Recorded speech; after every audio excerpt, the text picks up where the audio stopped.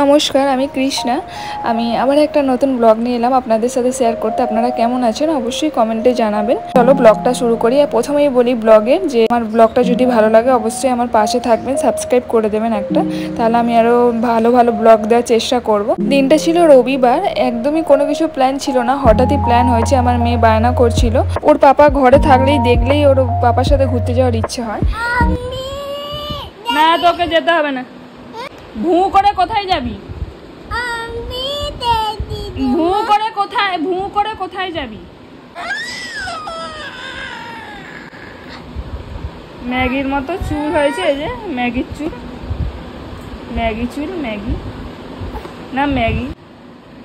কেন এক্ষুনি তো আমাকে মেরে গেলি, হ্যাঁ? চুল ফুলগুলো আমার অর্ধেক ছিঁড়েই দিলি। না, তুই আর তোর পাপা চলে যাবি।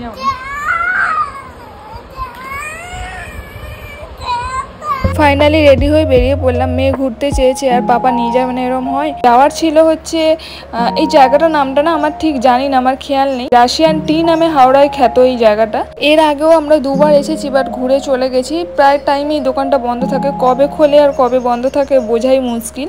তো আজকে জানি না কি ভাগ্যবশত দোকানটা খোলা পেয়ে গেছি। ফাইনালি পৌঁছে গেলাম। ওখানে পৌঁছে গিয়ে তো আমাদের অর্ডার দেওয়া হয়েছিল সিঙ্গারা চা। ওখানে সিঙ্গারা চাই পাওয়া যায়, এক্সট্রা কিছু পাওয়া যায়। ওই যে পেছনে বসে আছে ওই দিদিরই দোকান, উনি একজন ইউটিউবার, তো ওই জন্যই আরও যাওয়া। তো আমি ইউটিউব ভিডিও স্টার্ট করেছি, ভাবলাম একবার ঘুরেই আসি। তাছাড়াও এর আগেও এসেছি, আমরা বললাম আমরা ঘুরে গেছি, তখন আমি ইউটিউব স্টার্ট করিনি, এই জাস্ট কিছুদিন হলো ইউটিউব স্টার্ট করেছি। সিঙ্গারাটা চিকেন সিঙ্গারা ছিল, বাট ভালো ছিল, খুব সুন্দর টেস্ট ছিল।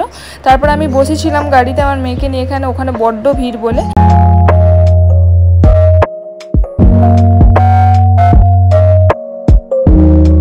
তারপরে আমার কর্তামশাই চা নিয়ে এলো। মানে চাটার টেস্টটা সত্যি খুবই সুন্দর ছিল, অসাধারণ। মানে আমি এত দোকানে চা খেয়েছি, বাট এরকম চার টেস্ট আমি কোথাও পাইনি এখনো পর্যন্ত। এরপরে জানি না কখনো পাবো নাকি, বাট সত্যি চাটা খুবই সুন্দর ছিল। তোমরাও গিয়ে ট্রাই করতে পারো। আমার তো সিঙ্গারা থেকে চার টেস্টটাই বেশি ভালো লাগছিল। যাই হোক, তারপরে একটু টাইম স্পেন্ড করলাম আমার কর্তামশাইয়ের সাথে। তারপরে দেখা হলো, তারপরে হঠাৎই দেখা হলো জয়মা তারা হোটেলে তরুণ দার সাথে, ফুড ব্লগার। আমি জানি না তোমরা চেনো না, একটা আমিও চিনতাম না অ্যাকচুয়ালি। আমার কর্তামশাই বললো এনার দোকানেই তোমাকে আমি নিয়ে যাবো বলেছিলাম, অনেকদিন ধরেই বা বলছিল।